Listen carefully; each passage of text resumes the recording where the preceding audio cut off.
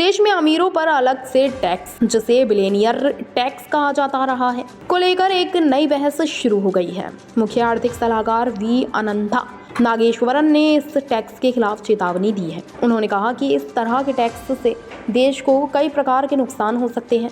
उनका मानना है कि इस टैक्स के कारण पूंजी देश से बाहर जा सकती है और निवेश पर सकारात्मक असर पड़ सकता है। एक कार्यक्रम में बोलते हुए नागेश्वरन ने कहा कि पब्लिक पॉलिसी के प्रभाव अक्सर असममित होते हैं।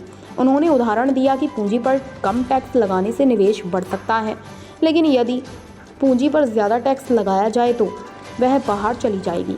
उन्होंने यह भी कहा कि पूंजी को बाहर निकालना आसान है, लेकिन उसे वापस लाना बहुत कठिन होता है। सरकार के शीर्ष अर्थशास्त्री नागेश्वरन ने अर्थशास्त्री थॉमस पिकेटी द्वारा की गई स्टडी के कुछ निष्कर्षों पर भी सवाल उठाए। उन्होंने तर्क दिया कि भारत ने बड़ी संख्या में लोगों को अत्यधिक गरीबी से बाहर निकालने में सफलता हासिल की है। नागेश्वरन ने चेतावनी दी कि समानता को विनियमन के जरिए लागू करने से छोटे व्यवसायों को नुकसान हो सकता है, जैसा कि पहले देखा गया है।